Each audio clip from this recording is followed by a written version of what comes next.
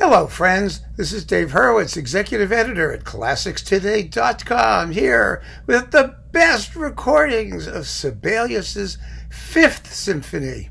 Wow, this is a tough symphony to do well. It really, really is. It's probably Sibelius's second most popular symphony after the second. It's really a much better piece in a lot of ways, but it's very difficult to interpret. And I have to tell you from experience, it is difficult to play. And if you play in a community orchestra and you say you're going to do Sibelius's Fifth, your entire string section will go on strike because all they do for 3 movements and 30 some odd minutes is play tremolos. I mean, that's basically what they do. They play like this. Oh, it's so annoying to them, but boy, does it sound great when it's done well. And that's part of the secret. It's very similar to our good friend Bruckner, except with Bruckner, the tremolos are like an hour instead of only half an hour. The key to getting this symphony done properly depends, to a certain extent, on keeping those tremolos alive, to never making them sound boring, to staying alert and on top of their timbral quality at all times, whether they're in the forefront or in the background. And oh, there is nothing string players hate more than being stuck playing acres and acres and acres of tremolos. Oh, the poor dears. It's so sad. But wow, what a great piece of music this is. It did not arrive, incidentally, at its final form until rather much later after its premiere. Originally, the symphony had 4 movements, very similar in structure, actually, to the Fourth Symphony, and closer in sound world to the Fourth Symphony as well. It took Sibelius quite some time to figure out that because they were intensely related thematically, that the first movement and the second movement, the scherzo, were actually one movement. And so he jammed them together and wrote an absolutely fabulous transition between them, which a lot of conductors screw up, I might add, and then cleaned up the orchestration to make the whole piece sound much more positive and heroic. Passages that were given simply to the woodwinds are now given to the trumpet to make the whole thing sound more bold and more confident. And it really is, in that final form, one of the absolutely great symphonies of the 20th century. I just love this piece. But like I said, it has many, many, many, many interpretive pitfalls. And I'm going to give you an illustration of what those are. I'm going to play a sample of the ending of the first movement, one of the trickiest passages in all of music to pull off.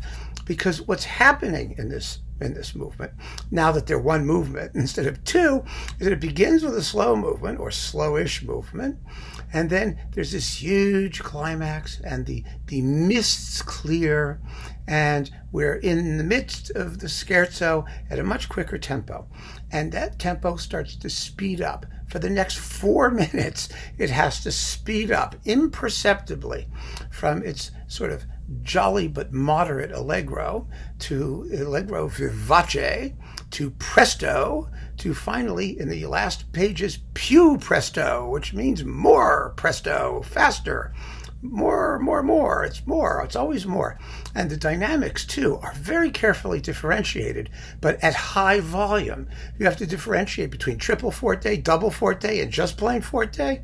And then Sibelius writes poco forte and poco fortissimo, which means a little fortissimo, a little forte. What the hell does that mean? Who knows?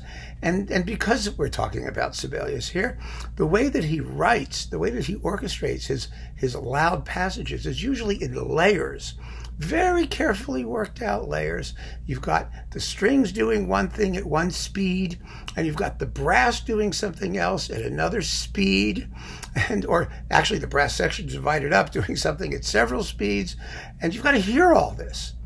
But you've got to hear it all at blazingly fast speed at high volume. It's practically impossible to conduct. I mean, in the sense that you can't do anything while it's happening. You just have to let it go and let the orchestra do what it does. I mean, you can work on it in rehearsal. I have worked on it in rehearsal, and you can try and tell people what you want them to do, but the orchestra has to be able to listen to each other and know where they are. You have to hear the strings because they're the motive engine going cha-cha-cha-cha-cha-cha-cha-cha-cha-cha like this. And then the trumpets have the tune actually. And so many things can go wrong. And they so often do. As, for example, in Colin Davis's London Symphony RCA recording of the Fifth. Now, Colin Davis is a great Sibelius conductor. Great Sibelius conductor. But this whole coda goes down the crapper. The timpanist gets lost. The horns come in a beat late and stay that way for the entire coda. It's a disaster. And they didn't bother to fix it, which I find kind of fascinating. Maybe nobody noticed. It's pretty obvious to me. But wow, so much can go wrong in this symphony. Among the other things that can go wrong, the slow movement, which is just a lovely pastoral interlude. It needs to flow. You can do it too slowly. That's a big mistake. There's a whole school of comparisons about just the final bars of the slow movement. Because like most of Sibelius, he never quite knew how to end anything. The ending of the first movement of this symphony is probably the greatest ending he ever wrote. The other two are a little bit more problematic. There's a tiny woodwind coda to the second movement. It goes da da da da, ya da da da, ya da da dum bum bum ba da da. Well, how long do you hold that last note? Is it da da da da or da da da da? Sibelius wrote it short. If you stay in tempo, it's going to sound really short and kind of cut off in the middle. Most conductors hang on just a little more to make it sound, complete and final. Then there's the finale. Oh, the finale with that gorgeous theme that represents swans flying. Ba da da da da da. I mean, it's gorgeous. But it starts with tremolos, really fast, close tremolos like that. And they're going to be doing that for the next, 5, 6, 7 minutes, basically. It's really, really tough.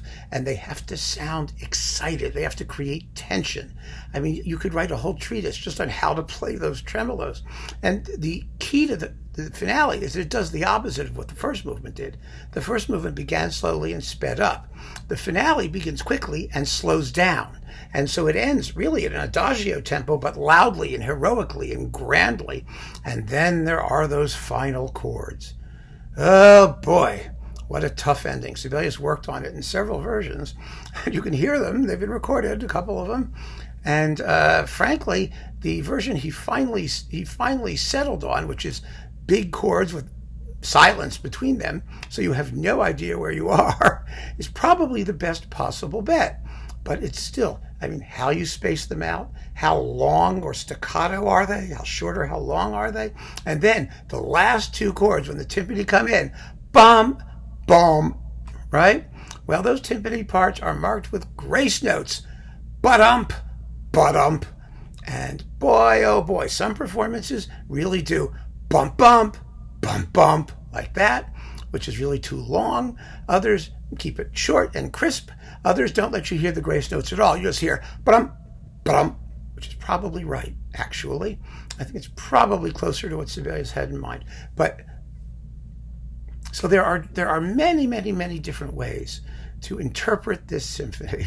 There really are. But I want to play you. I'm going to play you the coda of the first movement, just to show you what's going on here. And I actually have the score. I do not recommend that you listen to this with a score. I am going to do something different. I'm going to play the coda, and then I'm going to write in, little superscripts that, go with the thing, what you should hear when you're hearing it, just to give you an idea of what to do with a performance that really gets it right. So few do.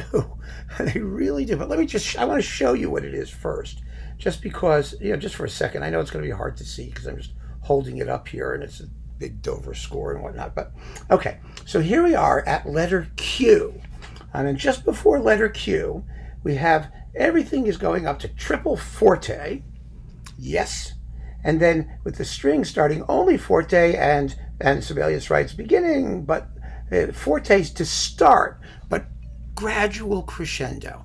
All right, and the tempo at this point is allegro vivace or something like that, molto vivace. It's vivacious. It's pretty quick, and the brass go bum bum bum, and then comes the first major pitfall. It is right here. Do you see that?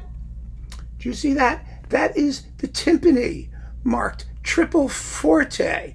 Da da da bum bum bum. I mean, that's really got to rock. Most performances, yeah, it's quite tepid. I don't know why. I don't know what prevents a timpanist from banging the crap out of the drum.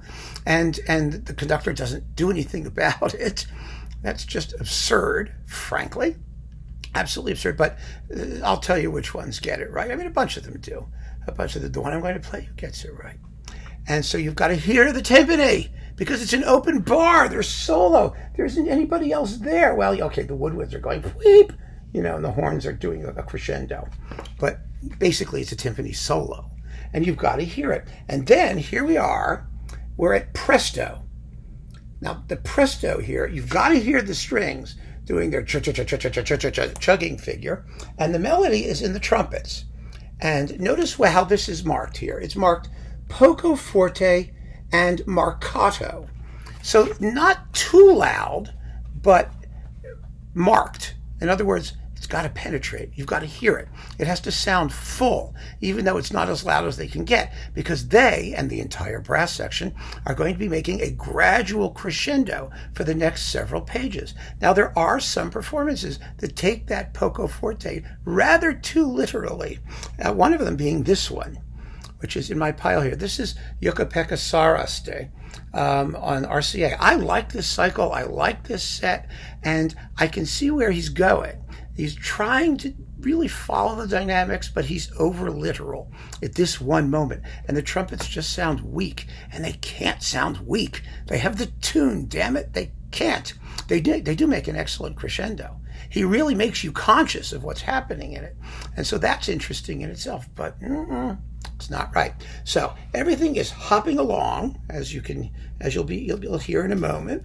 And you've got the trumpets doing the tune, and the horns and the timpani are going on the beat, bum, bum, bum, bum, like this, while the strings are doing their thing, along with the woodwinds, so you really can't hear it all. That's sort of normal.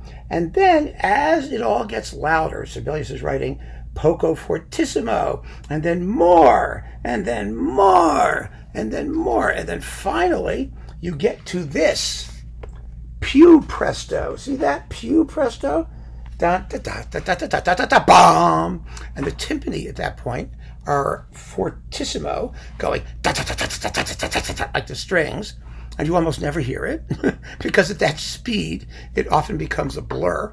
I mean, the acoustics of the room are just as important right there, and the violins and the woodwinds are going da da da da da da da da da da da da. It's like crazy arpeggio. It's totally insane. And then we have these timpani parts here. You got to hear the drums. I mean, I'm not saying this because I play timpani. I'm saying this because it's the solo part at this point. The brass and the timpani have what is effectively the tune, although it's really a sequence of chords. It's not so much a tune. And if you look at here, the timpani are, again, they're only marked poco forte, but marcatissimo. So that means you can't pound. I mean, Sibelius is being very intelligent about this, I must say, because if you write that much louder, then you spend too much time hitting, to get a stroke. You've got to stay close to the drum because you have no time. You're moving it, and he's writing timpani chords, 2 sticks on 2 different drums. You're going da da da da da da da da da da like that, with double rolls. So it's virtually impossible. But that rhythmic pattern, it really adds something if you can hear it. Most of the time you can't. But in the performances where you do, where you got a timpanist with the right sticks in the right room, with the right tempo, a tempo which, even though it's marked più presto, has to be playable, or marginally playable, or you can fake it a little bit. I mean, sometimes it's going so fast you kind of just, whack the first note of each bar. But, when you're going at that pace, to hear the drums doing it, well, because they're alternating with the brass chords. It's ba, ba, dum, bum, bum, da da da dum. And I really like to hear da da da dum at the end, not slower, but in rhythm. Now, we're only talking about 60 seconds worth of music. That's all it is. But you can imagine, I mean, this is why I keep saying conductors who are these micromanagers, these young conductors today, who have fabulous podium gifts and interfere with everything, they're just getting in the way. If you don't have a fabulous orchestra that knows how to make this music sound, nothing the conductor does is going to make any difference. You can't get involved at this speed, at this point in the movement. And it's got to end like a firecracker at the very end. It's just such a great, great passage. And I'm going to play you that passage from my sleeper performance. My sleeper performance, the one that no one pays any attention to, or probably doesn't even know exists, but it's a stunningly wonderful performance. And it just may very well be that because the conductor and the orchestra are less than known as Sibelians, that they take special care to do exactly what Sibelius wrote, or try to. The orchestra is the Czech Philharmonic, of all people, and the conductor is Gaetanu Delogu. Now, this was a budget price Supraphon recording. It's only available now that I've seen as a download, but it's worth downloading. It's cheap. You can get it on Amazon. It's available as a download. I downloaded it because I have the CD, but I wanted to see what it sounded like. And I want to play you the ending of the first movement, and I'll put a little superscript for, the important points that you should be paying attention to as they're happening, so that you can just listen to it in real time and see these things fly by, which you can't do when you're following a score. When you follow a score, 9 times out of 10, you're still looking at something, and by the time you look up, the movement's over, which is not helpful. Really not helpful. So let's listen to the coda of the first movement the way I think, or Sibelius thinks, it's supposed to go, more or less. Are there things that we could criticize? There are always things we could criticize, but this is a really, really fine version of it. So here it is.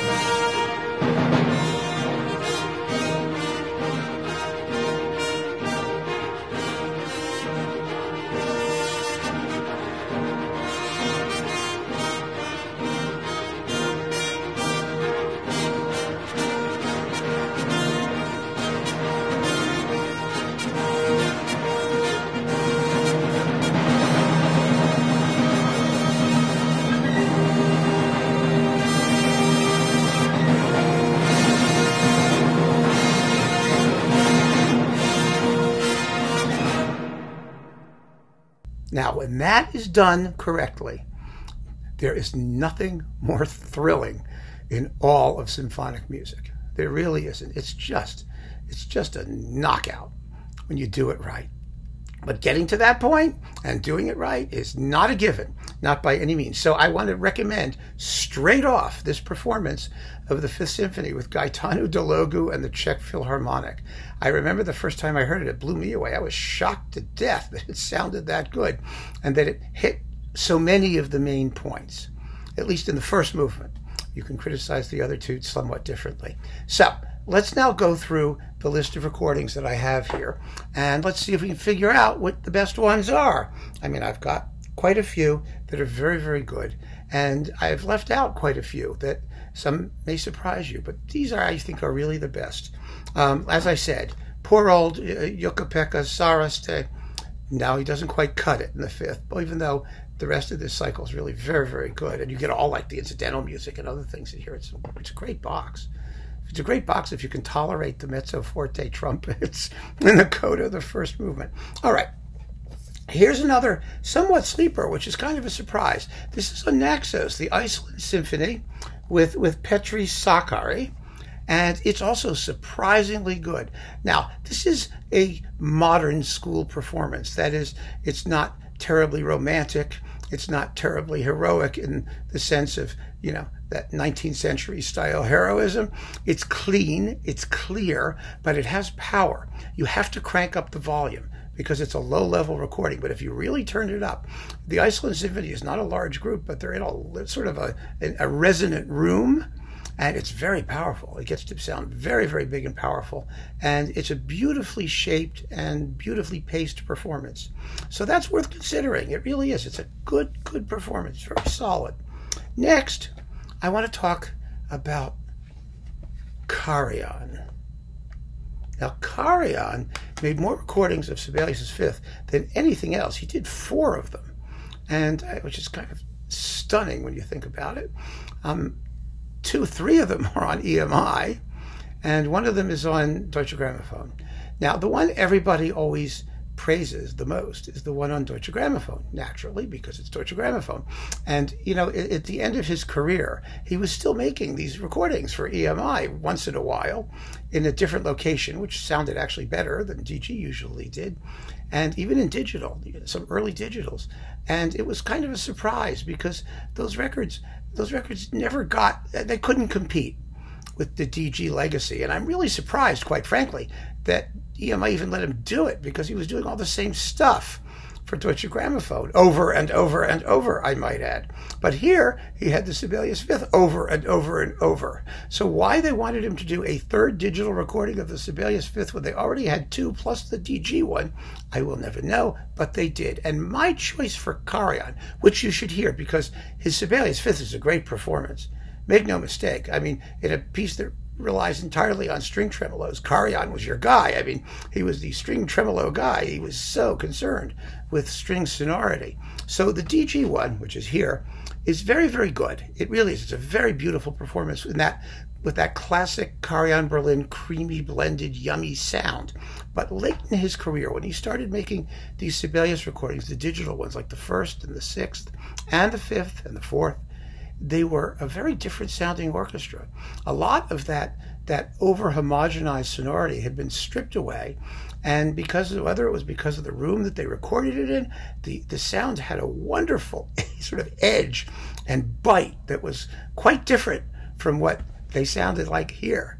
And it really suited Sibelius very well. I mean, the Finlandia, for example, in this series is just, it's a knockout. It's fantastic.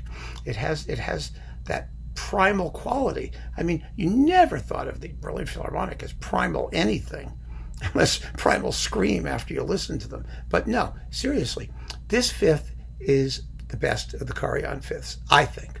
And the reason is because you hear that textural layering. You really do. Even though in the Coda, I will say, in the Coda of the first movement, believe it or not, Karajan drowns out his strings. He lets the brass go crazy, which I like, even though it isn't quite what Sibelius wrote. I like it because, well, how often are you going to hear that from Karajan in Berlin? You know, it really is exciting. It's incredibly exciting. And you hear the brass and the timpani and everything else, and the strings are there, obviously, you know, playing their guts out, or their gut strings out, or their metal strings, or whatever strings they have. And it's really quite splendid. But it's a very, very fine performance of the fifth. And so that is worth considering. But the EMI one, the late EMI one, not the earlier ones, the late EMI one. Whew. So that's Karajan. Next, another classic Sibelian, Ormandy. Now, Ormandy, this is a really fine Sibelius fifth. Now, Ormandy only did it once, which shocked me to death when you think about it. I mean, this is his only Sibelius fifth. I don't think there was one in that Sibelius box. I don't even remember. In the Ormandy mono box, pardon me. I don't even remember. They don't have his mono stuff in this box. This is all the stereo stuff. And they should have put the mono stuff in it, of course. I mean, it's nominally on RCA, but it also includes the Columbia Sibelius performances. This fifth is really super, especially in the last two movements. The first movement is also very, very good. It's a very steady performance, tempo-wise. It doesn't have a huge range from slow to fast, especially the coda of the first movement, which is measured, at least the way it starts. I mean, Ormandy's really pacing himself, but it's the Philadelphia Orchestra. I mean, they play like gods, and you hear all of the layers. You can hear right down through the texture, and it's just terrific. So Ormandy is definitely worth considering. His late Sibelius stuff on RCA was some of the best. It was some of the best things he did for RCA. He really was. He did beautiful, beautiful work for RCA and Sibelius particularly. Next, let's see who else we have. Ah, of course, Herbert Blumstead. Blumstead is so easy to overlook because his conducting style was so self-effacing, and the interpretations are just so natural. They never draw attention to themselves. You just hear the music pour out like some sort of force of nature, which is what Sibelius should sound like. He is a force of nature composer, and this is a wonderful Sibelius Fifth. Again, all of the balances are beautiful. It's a very, very well-gauged and perfectly paced performance, gorgeously recorded. And, you know, whenever I put it on, I always say to myself, gee, you know, I should listen to this one more often.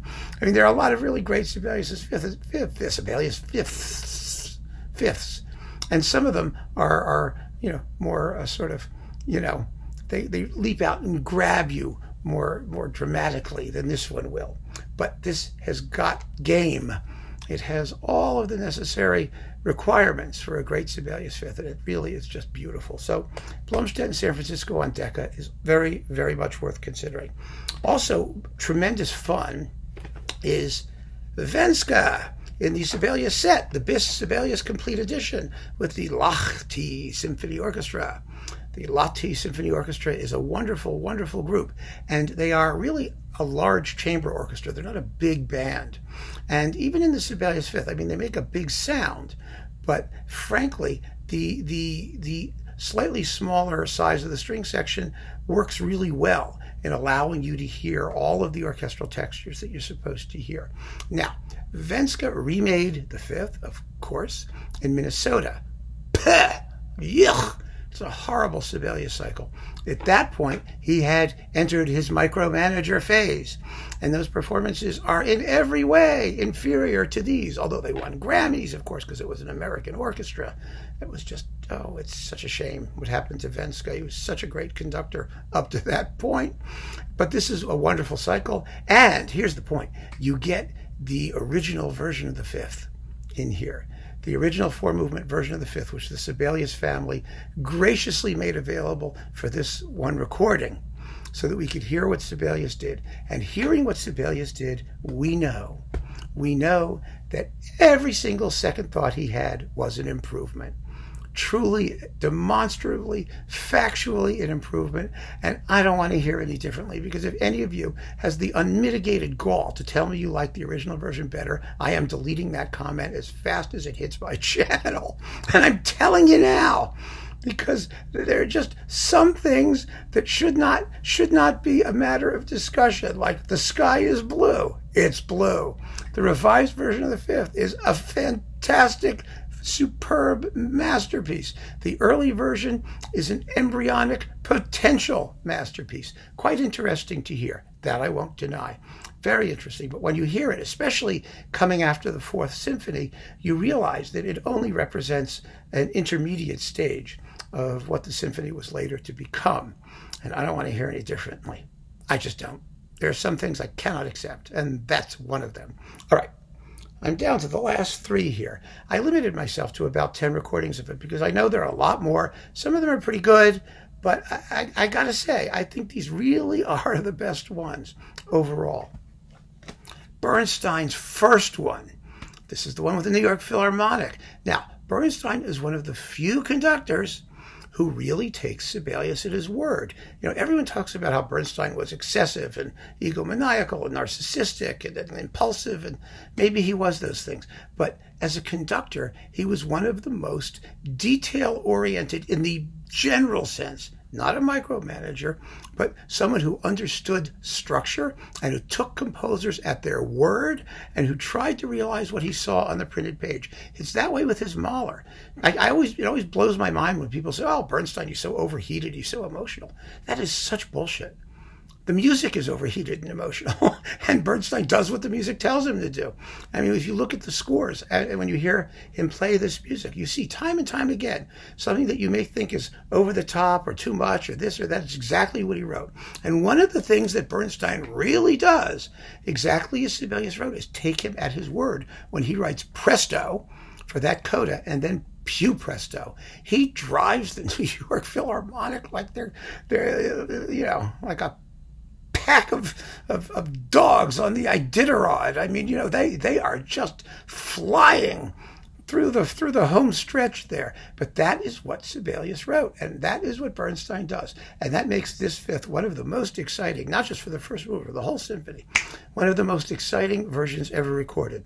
Now, all of that went to hell in Bernstein's remake on Deutsche Grammophon with the Vienna Philharmonic. First of all, those recordings, those live recordings, they don't sound great.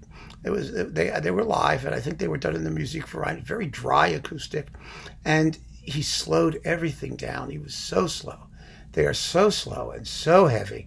And some people say, oh, well, they're grand. It's grand. Okay, it's grand. You can take your grandeur and shove it. I don't want to hear it.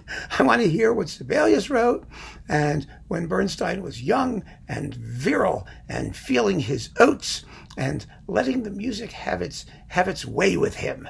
And that's the first one, not the second one. Not by any stretch of the imagination. And let's see. Yes. One of the all-time great Sibelius fifths still. Colin Davis, the great Sibelian, unless he's with the LSO, with the Boston Symphony. This is such a fabulous Sibelius fifth. Again, perfectly paced, wonderfully layered in texture. You hear all the different sounds come out. And the coda of the first movement, he's got Vic Firth playing timpani. And when Vic Firth played timpani in Sibelius, it was a major contribution. It was an orchestra that had four real sections: the strings, the winds, the brass, and Vic. I mean, he was a section unto himself. And in the coda of the first movement, you hear exactly what the timpanist is doing. And it's not overpowering, and it's not vulgar. It's just clear and perfectly managed. A magnificent performance of the symphony. Very well recorded. And I like the snarl that the trumpets have. The low trumpets have sort of a dirty tone to them. That's very effective in the coda of the first movement. And the finale here is also just marvelous. Absolutely marvelous. It's beautiful and heroic and majestic and all those things. Just one of the great performances, and it has held its own for many decades now and shows no sign of flagging. However, I have to pick one, and I come back to these performances so often for the middle Sibelius symphonies because they're just so great, and I'm happy because it's the hometown team. It's Segerstam with the Helsinki Philharmonic on Ondine. I mean, I could play this one too, actually. In fact, maybe I will. Let me play you. I'm going to play you the coda of the first movement also from this recording because I have permission, thank you, Ondine, to do it. And I want you to hear it because it really is just incredibly special, beautifully shaped. And you hear everything that you're supposed to hear. And it has power and excitement, and the whole performance does. But what Segerstam really gets, because he's a string player, is he really gets those tremolos in the finale. He launches the finale with just unbelievable finesse. In fact, I can play you a little bit of that too, and I will after this. But first, let's hear the coda of the first movement, shall we?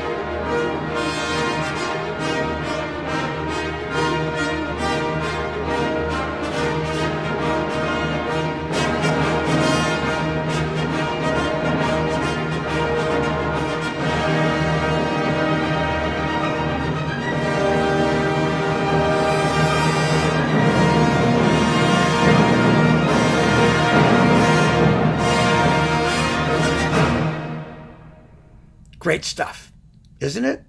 I mean, that's the real deal. Absolutely the real deal. Now, let's listen to the opening of the finale. Just listen to the beautiful sound of those tremolos, the buzz, the tension that they create. It's just extraordinary, and it's not an easy effect to get. You have to make the orchestra do it. You have to tell them and make sure they sustain it for the whole bloody movement. So here it is.